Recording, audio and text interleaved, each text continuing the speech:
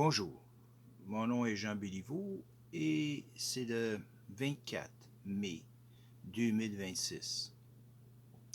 Et j'ai ce petit discours-là pour vous. Ça s'appelle La conscience humaine dans le futur technologique. L'humanité entre aujourd'hui dans une période de transformation sans précédent. La technologie évolue rapidement. L'intelligence artificielle progresse chaque année. Les réseaux numériques influencent nos émotions, nos pensées et nos comportements. Et dans cette évolution extrêmement rapide, une question fondamentale apparaît. Que deviendra la conscience humaine dans le futur technologique? Car le futur ne sera pas seulement une question de machines, de logiciels ou de puissance informatique. Le futur sera aussi une question de conscience. Aujourd'hui, beaucoup de personnes ressentent déjà une fatigue psychologique importante. Le monde numérique fonctionne sans arrêt. Les informations circulent couramment. Les comparaisons sociales deviennent permanentes. Les individus sont exposés à une pression mentale continue. Et parfois, dans cette accélération constante, certaines personnes perdent leur stabilité intérieure, leur capacité de réflexion et leur paix mentale, ou même leur sentiment d'identité. Nous vivons dans une époque où il devient facile de distraire l'être humain, mais plus difficile à l'aider à réfléchir profondément. Je crois que l'un des plus grands défis du futur serait donc de préserver la conscience humaine. Mais qu'est-ce que cela signifie exactement? Ben, cela signifie préserver la capacité de réfléchir, la capacité de ressentir, la capacité d'aimer, la capacité de dialoguer et la capacité de rester humain malgré la puissance de la technologie. Car une civilisation peut devenir extrêmement avancée technologiquement, tout en devenant psychologiquement fragile. Aujourd'hui, beaucoup de systèmes numériques cherchent surtout à capter l'attention, à créer de la dépendance ou à maximiser la consommation. Mais très peu de systèmes sont réellement conçus pour protéger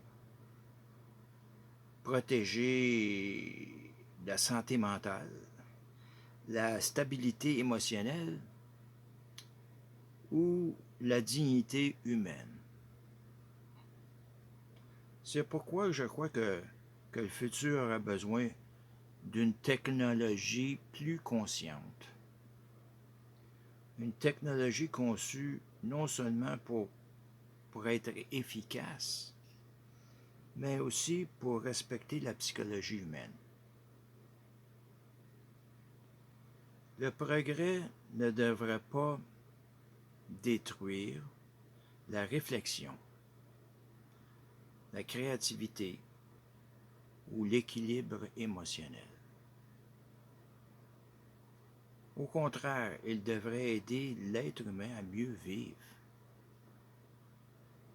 Je crois également que nous devons faire attention à la manière dont les sociétés modernes traitent les émotions humaines. De la solitude, du stress, de l'anxiété ou un sentiment de vide intérieur.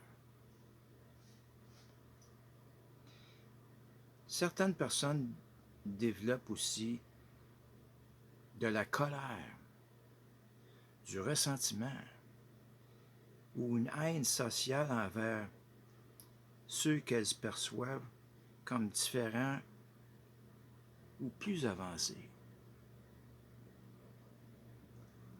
Lorsque les sociétés deviennent trop déconnectées humainement, les tensions psychologiques augmentent.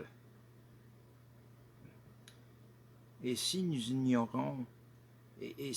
ignorons ces problèmes trop longtemps, nous risquons de créer davantage de division, davantage de radicalisation et davantage de souffrance humaine.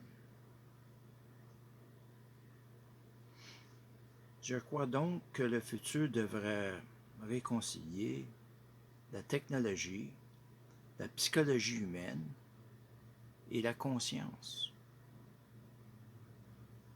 Nous aurons besoin de scientifiques, de psychologues, de philosophes, d'éducateurs, d'ingénieurs et de penseurs capables de collaborer ensemble. Parce que l'être humain ne peut pas être réduit à un simple système biologique ou économique. L'être humain possède une conscience, une identité, des émotions, une créativité et un besoin profond de sens.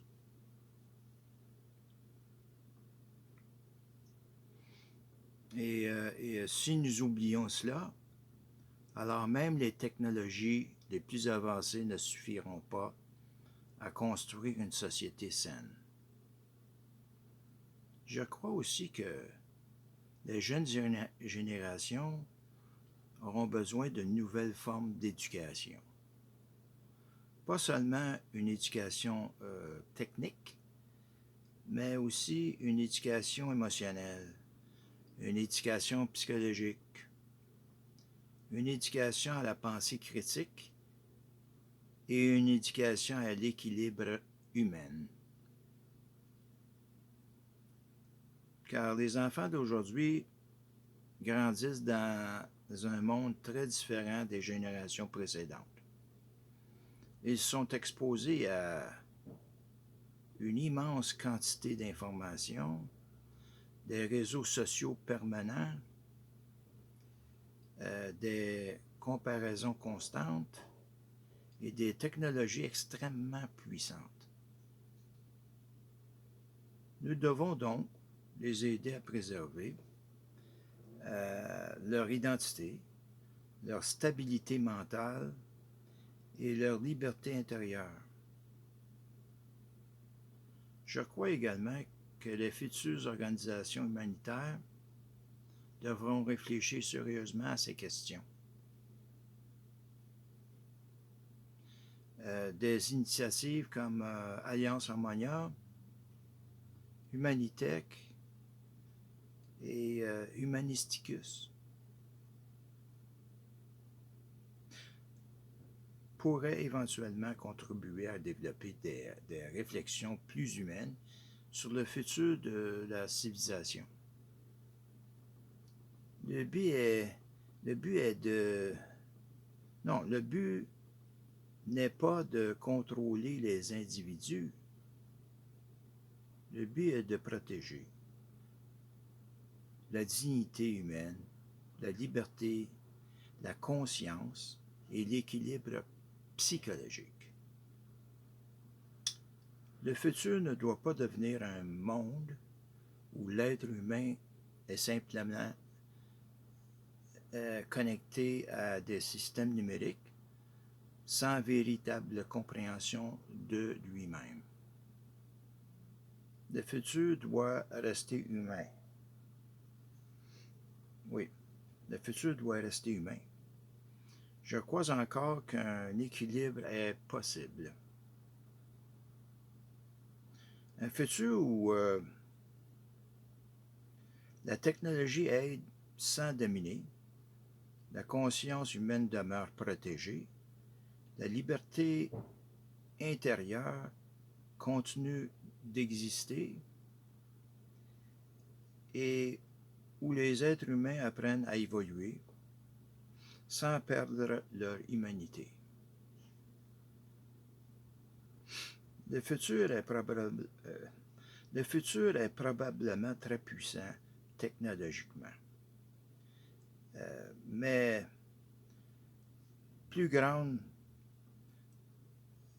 notre plus grande responsabilité sera peut-être simplement de rester conscient, équilibré et humain.